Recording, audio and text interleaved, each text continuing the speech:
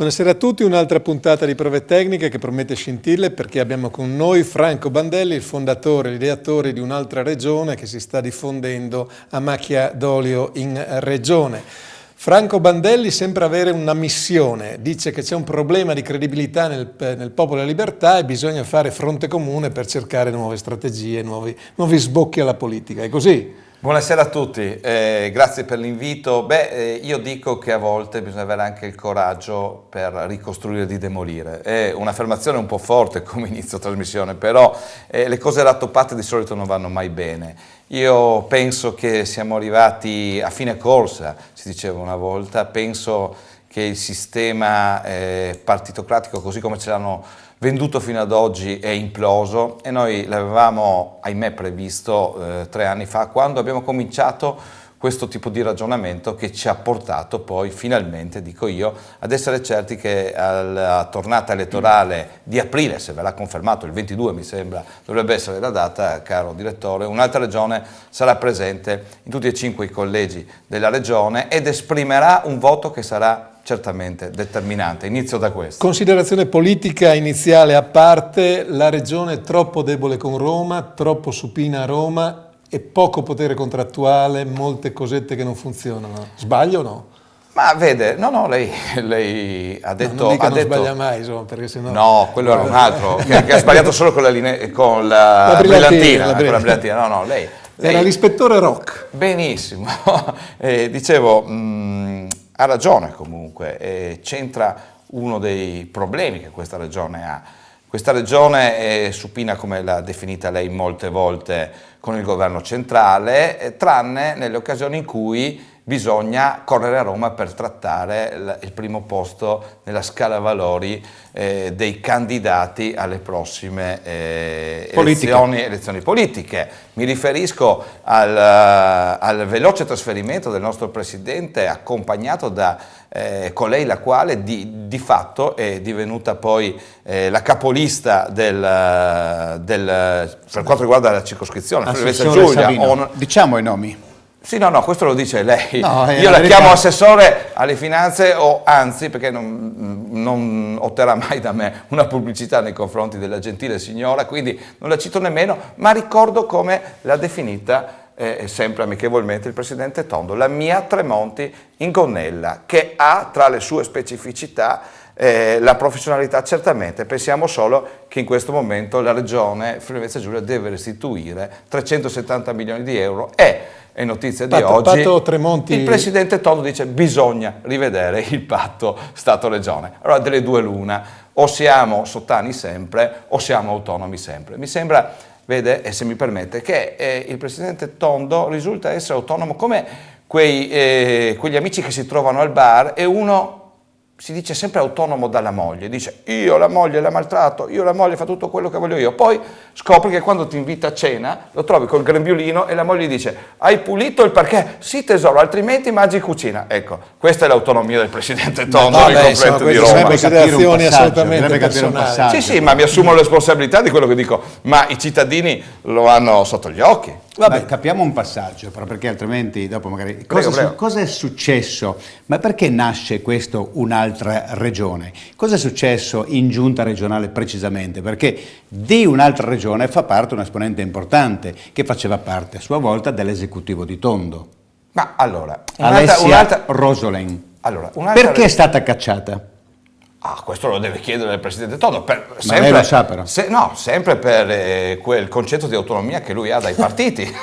Mi viene spontaneo, la ringrazio per l'assist perché, vede, io ho vissuto un'esperienza che è stata quella di aver partecipato alla giunta del sindaco di Piazza, di essere stato eletto 3 volte uomo di centrodestra, dai, a tutto tondo. Uomo di centrodestra a tutto tondo. Io sono fortemente, no, le dirò di più. Io mi ritengo organico al PDL, a Forza Italia, ad Alleanza Nazionale. No, assolutamente. La frattura, qual è stata la frattura? No, chiariamo tranquillamente il punto. Io, e con orgoglio lo dico, non sono mai salito sul predelino. Io non ho mai, come dire, non risulto essere mai stato iscritto al PDL. Non rinnego, anzi con orgoglio lo dico, io sono stato iscritto solo a un partito, ad Alleanza Nazionale, al quale ho creduto fortemente, con il quale sono stato eletto per ben 2 volte in Consiglio Comunale, quando il Presidente Fini ha fatto la sua scelta.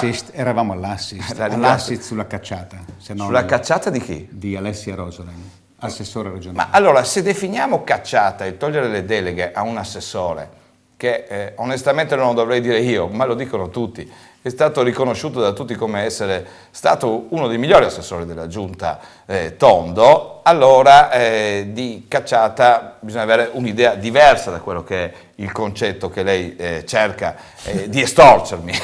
Io credo che in quel momento c'erano delle forti pressioni sul presidente Tondo, lui ha scelto la strada, come sempre, di essere tranquillamente allineato e compatto nei confronti della partitocrazia.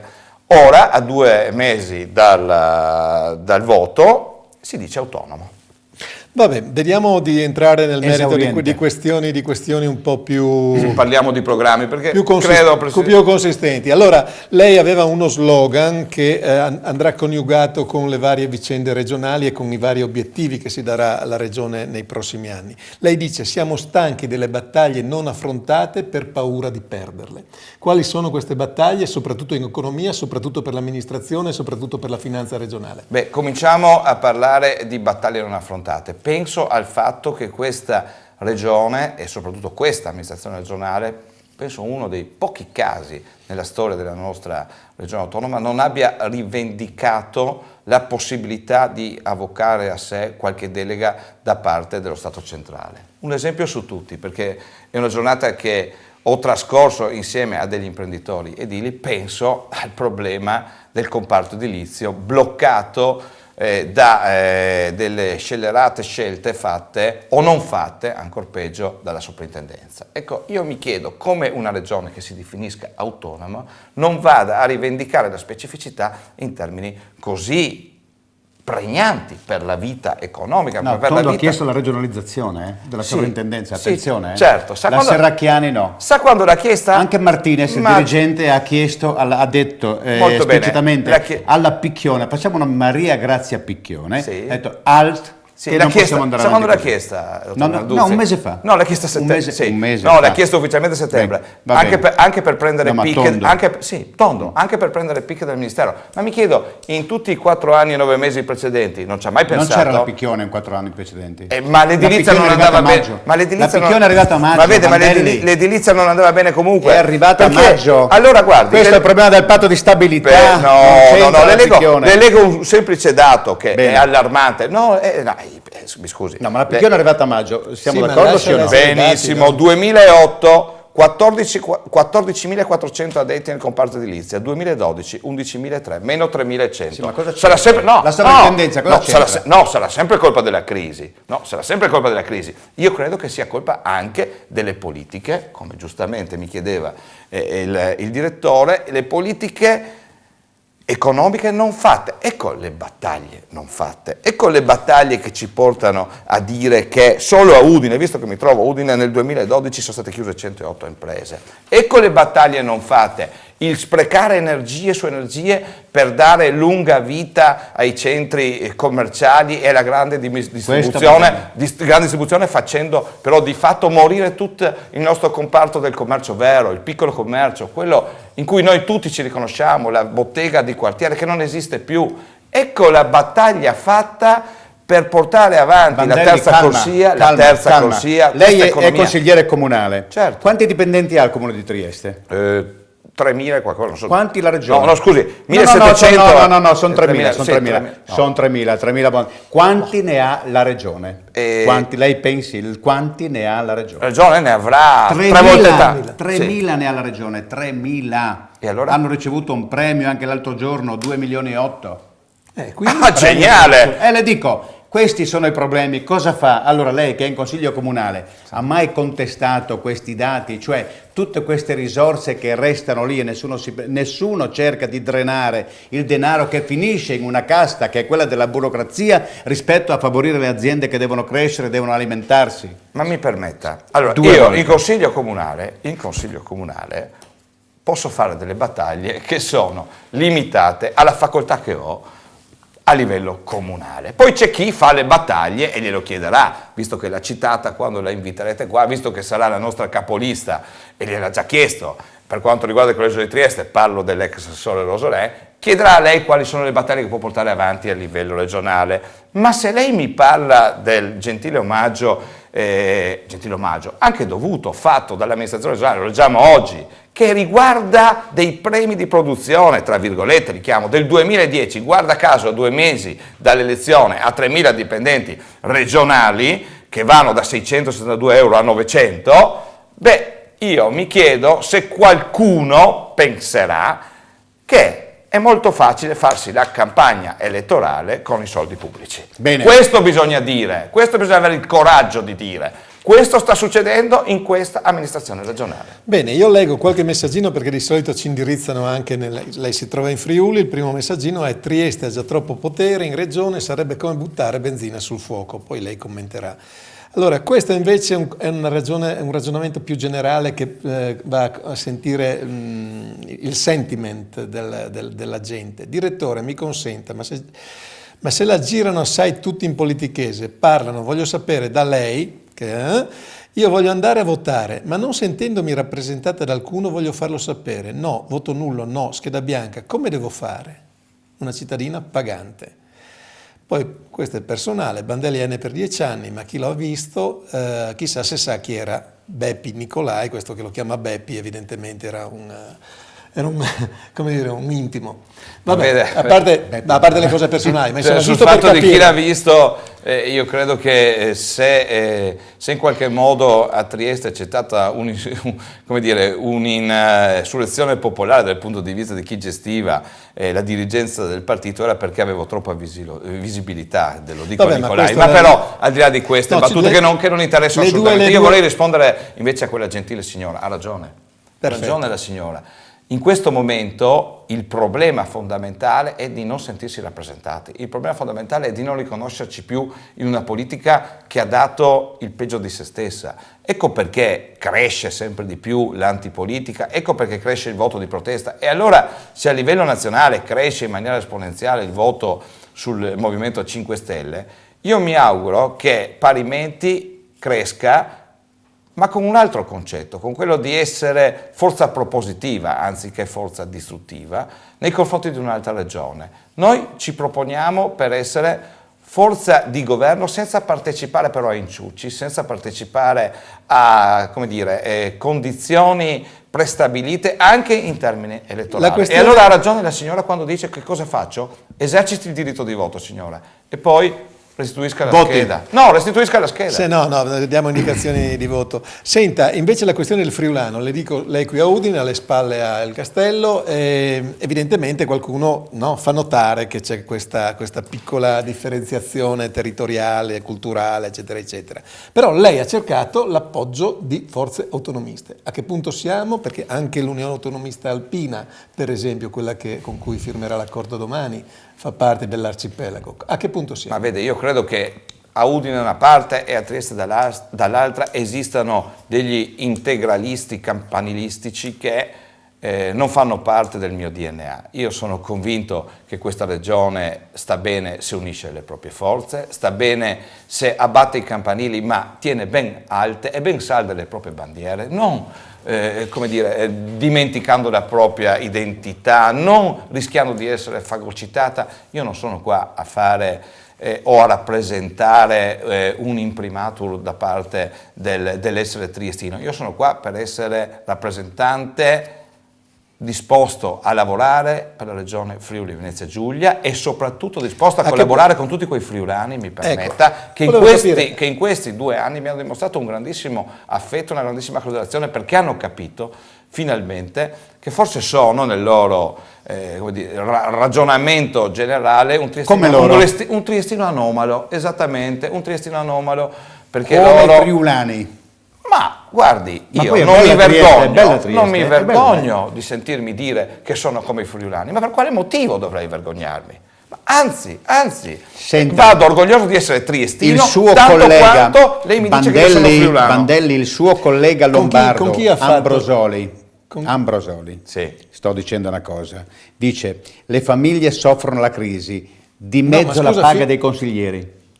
Poteva dirlo parimenti molto prima. Nel suo programma c'è? Certo, c'è, dice una canzone adesso. C'è, e vede, e c'è talmente forte che facciamo firmare un'accettazione di candidatura con questa clausola: chiunque arriva in Consiglio regionale, la prima proposta di legge deve essere quella di un abbattimento del quantum che percepisce il Consiglio regionale. Questo lo potevano fare, cari ascoltatori, la giunta regionale, l'ufficio di presidenza, si bussava e si faceva. L'ufficio di presidenza, il presidente di questa regione non doveva aspettare fino agli ultimi 2 mesi per dire: avete visto che bravo sono, ho ridotto adesso. Poi parliamo anche di questo. Possiamo finire il discorso sugli autonomisti friulani? Mi dica con chi è alleato e chi ha dato la disponibilità a sostenere, a lavorare insieme a un'altra regione. Il movimento autonomista della Carnia, che fa riferimento a Franco D'Orlando, il vecchio patto per le autonomie, considerato con Visentino da una parte e Pozzo dall'altra, e una parte del MAF, perché c'è il Sartora Pordenone, il sindaco di Villa Vicentina Pischedda per quanto riguarda la Bassa, dei movimenti triestini che fanno riferimento nell'area giuliana, e credo che questo sia sufficiente a dire che abbiamo trovato una quadratura intorno a quello che è un problema molto sentito, quello del riordino degli enti locali, perché da triestino, ed è forse per questo che mi sono accaparato anche le simpatie dei friulani, ho detto per la prima volta che Trieste deve fare un passo indietro e deve dire con forza e affermare con forza che vuole diventare città metropolitana, lasciando poi il resto del territorio ad una condivisione fra friulani, fra Veneto, friulani, isontini, che può essere anche riportata a quelli che sono stati i vecchi mandamenti friulani, con una gestione del tutto autonoma. La fusione dei comuni. Del tutto autonoma. Sì, eccoci qua. Dovrebbe esserci una telefonata, pronto? Buonasera direttore. Buonasera. Una cosa, non una domanda, ma io non ho sentito una parola di programmi. No, sì, non me la fanno dire. No, una critica, diciamo così, nel senso che avete parlato di questo, di quello, ma siete rimasti sul vago, cioè non voi giornalisti, il candidato. No, ma guardi che basta avviarlo questo. No, è una domanda specifica, visto che il candidato di Trieste, io sono friulano e conosco bene la situazione mia, la Ferriera di Trieste, la situazione industriale in regione,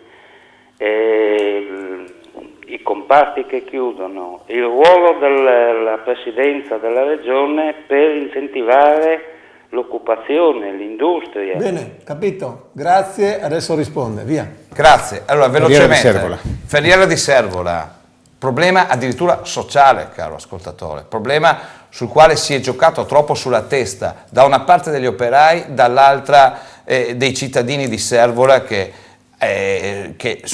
zona di Trieste sulla quale insiste la Ferriera in termini di problema ambientale. La Ferriera diventerà un'emergenza sociale fra pochissimo. Si è giocato troppo, si è ritardato troppo l'accordo di programma Stato-Regione, visto che lei mi imputava di non aver sentito programmi. Ecco, le dico, questo bisogna fare molto prima, non tavoli di concertazione fine a se stessi per parlarsi uno sull'altro. C'è un problema che sarà quello della dismissione, prima o poi, purtroppo, e molto presto, dico io, di quello stabilimento, con una situazione di 900 famiglie coinvolte fra dipendenti, Ilva, sindrome Taranto. Certamente, fra dipendenti e indotto. Su questo bisognerà fare squadra con tutte le amministrazioni, a partire dal Comune, alla provincia di Trieste, alla Regione, per arrivare allo Stato, per avere un accordo di programma che porti ovviamente a una dismissione, perché così avverrà purtroppo, perché mi sembra che non ci siano alternative che soprattutto salvaguardi le famiglie. Occupazione e rilancio. Occupazione e rilancio. Allora, parliamo, ma no, guardi, ometto i dati perché sennò veramente sarebbe come rubare in chiesa. Se penso che l'edilizia dal 2008 al 2012 3.100 occupati in meno, cassa integrazione, 2008 avevamo 600.000 ore, 2012 2 milioni e mezzo di ore. Brava la cassa Brandi. Integrazione. No, mi permetta, bravo lo Stato, e questa è la bufala che viene continuamente detta ai nostri concittadini o corregionali che siano. Le ore di cassa integrazione non passano attraverso la Regione fa solo una merce di scambio, entrano da una cassa e escono dall'altra, le ore di cassa integrazione arrivano dallo Stato. Ma vi sembra che sia da bearci, lei dice brava la Brandi, di aver fatto 2 milioni e mezzo di cassa integrazione? Ma la cassa integrazione non è produzione, la cassa integrazione non è un'attività commerciale, la cassa integrazione è l'anticamera del funerale. Cerchiamo di capirci. Bene, per rilanciare l'economia, sa che cosa ci vuole? Ci vuole cominciare a discutere della defiscalizzazione del costo del lavoro, ad esempio, ecco, per tornare sui programmi, al favorire la specificità della nostra regione, al pensare, ad esempio, che si è dato spazio alle macro opere. Parlo per esempio del raddoppio della terza corsia o della terza corsia, chiamatela come volete, laddove per un impegno fortissimo che la Regione ha fatto in tal senso ha dimenticato i lavori pubblici in termini di appalti che possono interessare il nostro comparto. Penso al fatto che è meglio avere 200 appalti da 1 milione che non un appalto da 200 milioni. Quindi contrario alla terza corsia? No, assolutamente no, ma favorevole alla terza corsia a un patto che il rapporto qualità-prezzo sia sostenibile. Mi sembra che i prezzi siano gonfiati in questi ultimi 5 anni, sì, caro Narduzzi, e soprattutto a patto, vede, che per fare la terza corsia non saremo impelagati. Non si deve bloccare con 150 milioni di euro una regione per cercare di portarsi a casa una nomina di commissario che doveva andare a uno dei tanti amici del Presidente Tondo, l'assessore Riccardi. Invece neanche quello è andato a segno. Ma quale altra regione? Ma dai che Trieste è il sud del Friuli, tutti i fondi vanno a Trieste, come pensa di bilanciare questo squilibrio vergognoso?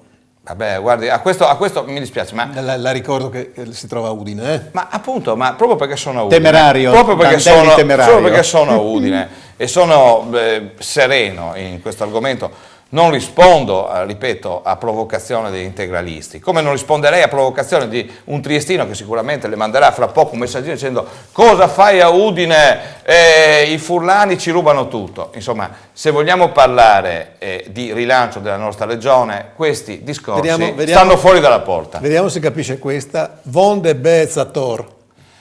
Sì, basta soldi. Basta.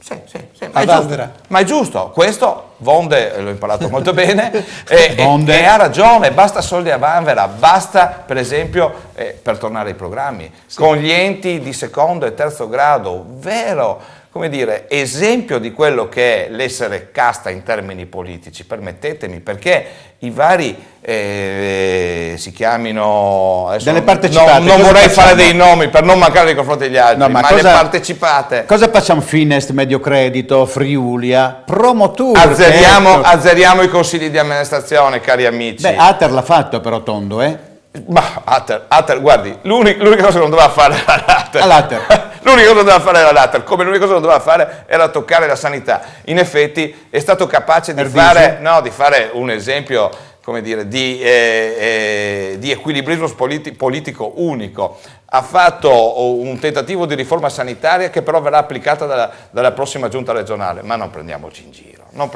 Senta, lei scia, no? Sì, io sì. Allora, vado a sciare sempre dal 6 di marzo. Sono aperti gli impianti del Friuli Venezia Giulia. Sì, no, mi sembrava che dal 5 ma molti hanno prenotato, no. dischi. Lei mi ha anticipato, invece c'è un tweet di Federica Seganti che dice in Friuli Venezia Giulia si scerà fino a Pasqua e quindi questa è la notizia, quindi potrà sciare tranquillamente. Il problema non è quanto si scia o come si scia, il problema è la Promotour. Investimenti sovradimensionati, finanziamenti ridotti, passivo di 3 milioni e 2.000 posti di lavoro che potrebbero avere qualche ripercussione. Facciamo una piccola analisi su questa cosa. Poi tra l'altro c'è Marsilio che è un consigliere regionale, dice la gente che governa questa società è leggermente inadeguata. Allora, il turismo si basa su 3 dogmi, secondo me. Promozione, programmazione, fornitura di servizi. Si facciano un esame di coscienza tutte queste persone che hanno in questi ultimi anni gestito il turismo regionale. Chi è l'assessore al turismo? È la dottoressa Seganti. Di dov'è? È di Trieste. Bene, prego. Ma vede, allora, se la mettiamo sempre sull'essere talebano, no, no, è così. Di dov'è. Dopo allora, le farò l'esempio. Allora io le rispondo, Prego. io le rispondo. E chi l'ha votata? Prego. E chi l'ha votata? Non è stata votata. Sa chi l'ha presa? Sa chi l'ha presa? È esterna. E chi è il presidente di questa Bene, regione? adesso di dov'è? Proceda. Di dov'è? Proceda. Mi risponda di dov'è? Proceda con È carnico. Allora andiamo avanti. Ecco, lasciamo stare i problemi talebani. Lasciamo stare, torniamo sui problemi del quotidiano vivere riguardante il turismo. È evidente, come ho detto prima, che questi enti sono assolutamente inutili, non servono a nulla. L'unico ente che serviva a protezione di quello che è la gestione, o vuole essere la gestione della montagna, me lo ricordava proprio l'altro giorno un amico d'Orlando, è stata la comunità montana, che per un dispettuccio interno il presidente Tondo, però quello ha provveduto subito a toglierla di mezzo. Non proprio subito, siamo ancora in corso d'opera. Sì, certamente, con la sua velocità, così come ha provveduto a quello che le ricordavo prima, a 2 mesi dalle elezioni. Restiamo nel concreto. Cosa pensa degli elettrodotti aerei che favoriscono gli interessi di pochi, dice questo messaggio? Che hanno ragione tutti quei comitati che protestano, così come io protesto per il gassificatore a Trieste, ed ecco qua la grande sinergia fra i friulani e i triestini. No al rigassificatore. Ma certamente no al rigassificatore, così come dico con forza no a tutta quella politica energetica imposta sopra la testa dei cittadini, senza la condivisione, senza un confronto, senza un dialogo. Allora c'era tutto lo spazio per trovare una sistemazione, per portare l'energia laddove serve, in maniera che non vada ad essere un prodotto invasivo per il nostro territorio. Ha ragione quel signore. Biomasse assurde, casse di espansione varie, eccetera, eccetera. È un altro messaggino, non è lo stesso, comunque ha la stessa valenza, mi pare. Sì, no? Guardi, l'impatto ambientale. Direttore, fa capo soprattutto alla mancanza, come sempre, di un progetto, che è il progetto che riguarda, come dire, la politica energetica, perché noi abbiamo fatto tutto a spot, tutto improvvisato. L'elettrodotto e il rigassificatore sono i 2 macrosistemi sui quali penso in campagna elettorale ci sarà di che divertirsi. Sull'energia. Ma certo, ma se uno non ha una programmazione, restiamo come per il trasporto ferroviario. Che programmazione abbiamo avuto, mi permetta? Tutti noi sappiamo che l'unica cosa che questa regione si aspetta è di svincolarsi da quelle che sono le ferrovie italiane e crearsi una rete ferroviaria regionale, però non ce l'abbiamo. Senta, abbiamo già cominciato a consumare i nostri minuti.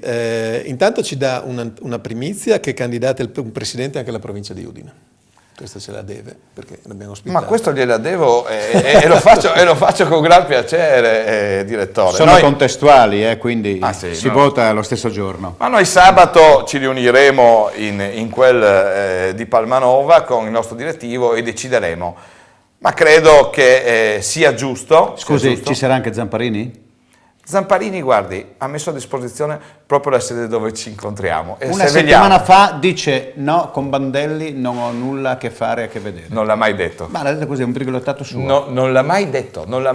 Ha semplicemente chiarito il ruolo che deve essere di un imprenditore quale Zamparini. Cioè vede con simpatia il movimento di un'altra regione, così come ha detto che vede con simpatia a livello nazionale il movimento politico 5 Stelle. Posso dirle che a me è più che sufficiente, perché qualcun altro che adesso magari vuol tentare una finta polemica sul fatto che Zamparini ha divorziato, non si è mai sposato, ma con me almeno ha detto, mi sembra sia un movimento innovativo, con altri proprio anche qua. Non gli passa per la mente. Allora, il candidato presidente della provincia dice un sindaco, ma se non sarà un sindaco sarà almeno un assessore. Le piace l'espressione società civile? Ma è un po' forse troppo usata, le dico onestamente. Bene, no, perché mi aspettavo magari mi dicesse uno della società civile. No, è una formula un po' troppo invece su Udine avete già individuato il candidato sindaco. Che è il dottor Michele Zanolla. Ma vede, io sono scaramantico e da sportivo dico Michele Zanolla è il vicepresidente di questo movimento. È un ragazzo che è molto conosciuto in città, è una persona che ha una sua professionalità e quindi è molto impegnato anche nel lavoro, che si è reso disponibile a cercare la collaborazione in quel di Udine. Vedremo come finirà. Certamente proprio per dimostrare qual è l'autonomia del triestino, e mi rivolgo a voi, amici udinesi, deciderà Udine quale sarà il candidato sindaco di Udine. Bandelli, mentre per gli altri deciderà sempre Roma. Ricordatevelo, Roma. Va bene. Ha deciso anche sulle liste, però Roma, anche sulle liste per le politiche. Ah sì? Io sono un po', non ce l'avamo accorti. Io sono un po' talebano, mi piace il talibanismo, ma non per essere contro Trieste, però ultimamente Trieste è entrata alle barche delle cronache perché casi di assenteismo, 40 alla sovrintendenza della Picchione, 4 al mercato ortofrutticolo, 2 che erano, come si chiama, addetti al... mi pare che tutto il mondo sia No, ma in particolare Trieste, ma in questi ultimi 6 mesi Trieste è stata straordinaria, alla ribalta cioè qua forse timbrare, poi uscire, andare a fare la spesa nelle ore di lavoro non è una cosa molto ben gradita. Vabbè, io credo che in tutte le famiglie ci sia chi è più onesto, e in tutte le famiglie c'è un minimo di mela marcia. È successo anche a Trieste. Anche a Balotelli pare, no? Che poi è stato riabilitato subito. Sì, poi sa... Ma Balotelli non è pubblico, non è un dipendente pubblico. Balotelli è un dipendente poi privato. servono anche per la campagna elettorale, allora... Ma sono soldi... le mangiamo anche col verbo, dell'associazione calcio del Milan. Vabbè, ma... indipendentemente, è una cosa molto seria questa che lei mi chiede, è una cosa che coinvolge soprattutto la sensibilità di tantissime famiglie che stanno soffrendo, perché chi ha toppato poi ha alle spalle anche altre. Io a questi mi rivolgo, a questi penso comunque, perché non sono un giustizialista. Se hanno sbagliato pagheranno, aspettiamo di vedere il risultato e gli esiti finali dei processi. Bene, se ci saranno. Siamo già molto fuori bene. Abbondantemente. L'ultima cosa sulla destra, no? Lei proviene dalla destra, e a me pare, le chiedo una considerazione, ma anche breve, no? Che sia un po' implosa, no?